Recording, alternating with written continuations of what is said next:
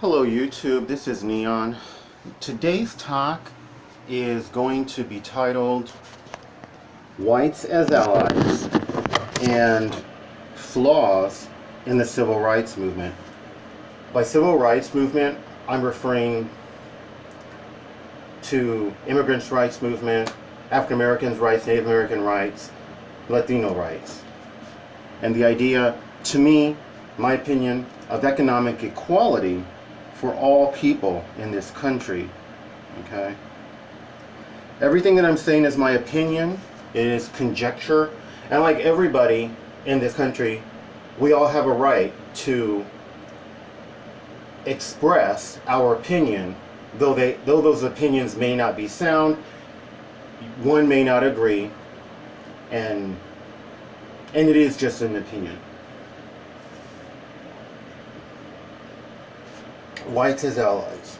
There are whites out there who want economic equality for people of color, that believe, like myself, that this country needs a redistribution of wealth.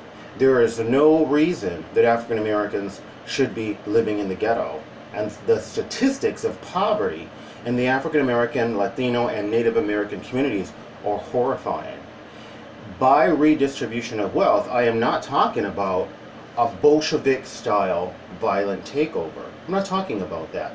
I'm not talking about a communist takeover. I'm talking about racial quotas in the private sector so that at every level of employment, there is equal representation of African Americans, of Latinos, of Native Americans. That means from entry level to executive to board members to stockhold members. There are whites who want that, yet we kick them out. We want nothing to do with them oftentimes, and we don't want them to have anything to do with our movements. I've experienced this personally in the immigrants' rights movement, where the main problem with having whites being involved, at least in some parts of the immigrants' rights movement, the part that I was involved with, primarily in helping with fundraising, what three separate members told me was that when whites get involved, they want to take over. When they get involved, they automatically think that their involvement is going to equate to a leadership position, that they're going to be dictating and giving orders, they're going to be setting the agenda for the movement, they're going to use it as a way of manifesting their full sense of superiority over us by trying to take over. And that ultimately these whites may very well, and I'm referring to progressive whites here, liberal whites, may very well be wolves in sheep's clothing. Okay, so that's their fear, and that's why one particular community center, predominantly was Latino, they did not allow whites in that center. They were not allowed to enter that center. Now, this is not a government-funded community center, it's privately funded. So they can do that.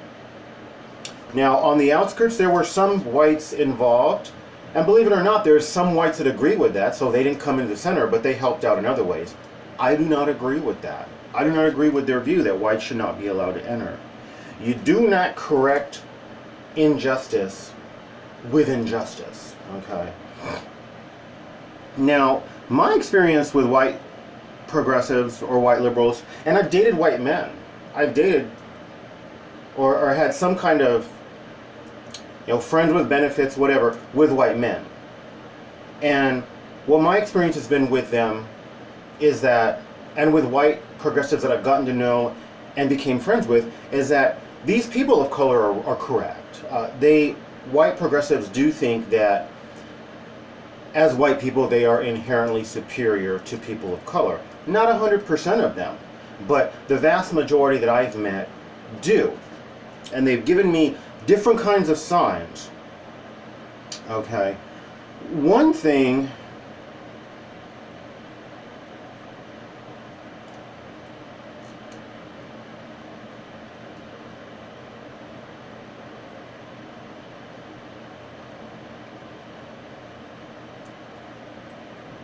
One thing that I notice about whites, and this has happened to me numerous times,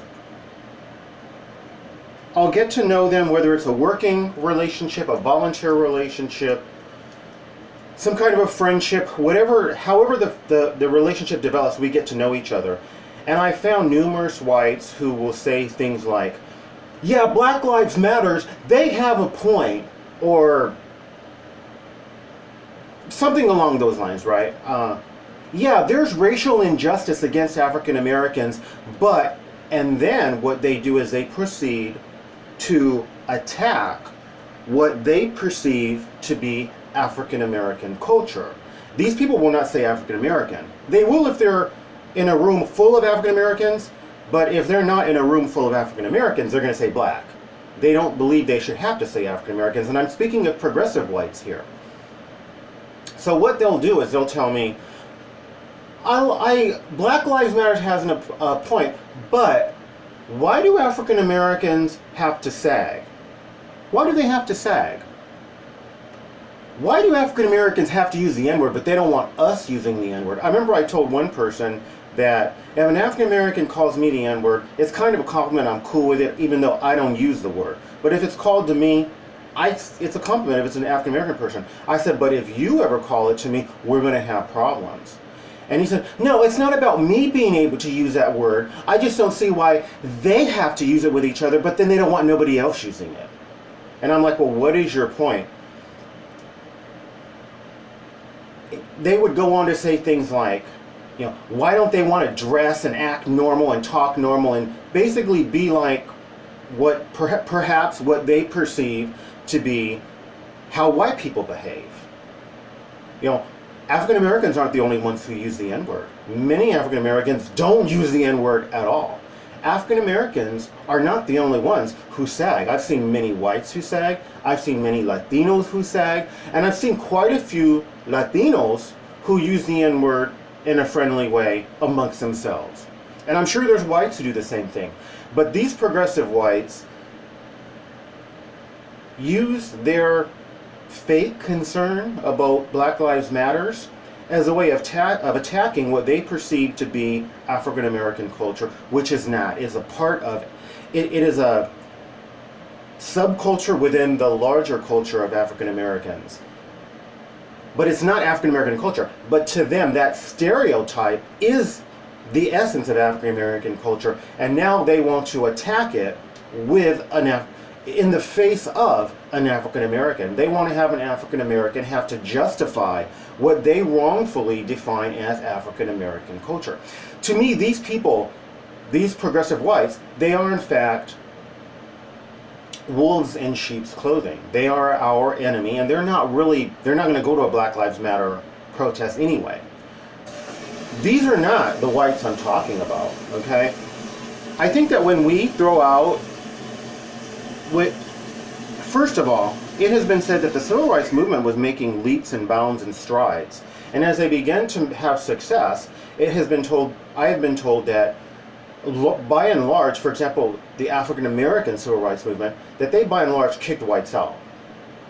And that actually weakened the movement, so that the movement didn't really finish and do what I consider to be consummating the movement, which would be to have economic equality for all people of colors.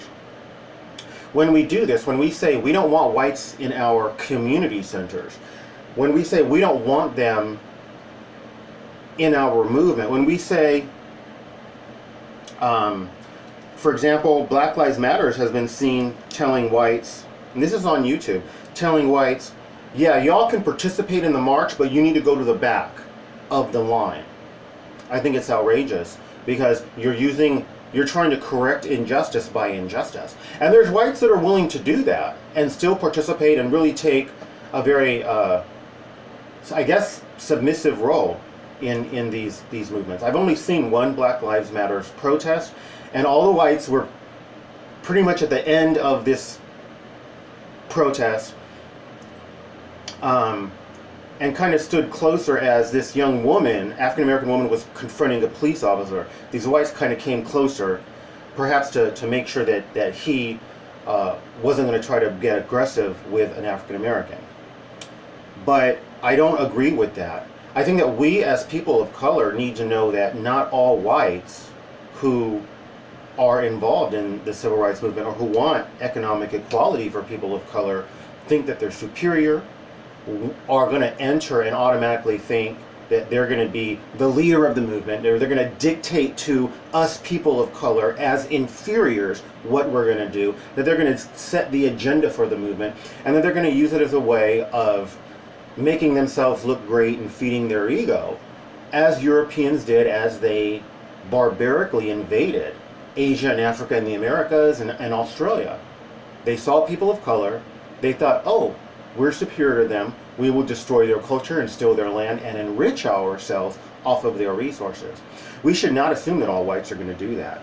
And as we find that they do, whether it's their questioning why African Americans want to use the N-word but they don't want other people doing it, or they want to question why we have to have cornrows. I ain't got hair, so I ain't got cornrows because I'm bald and balding.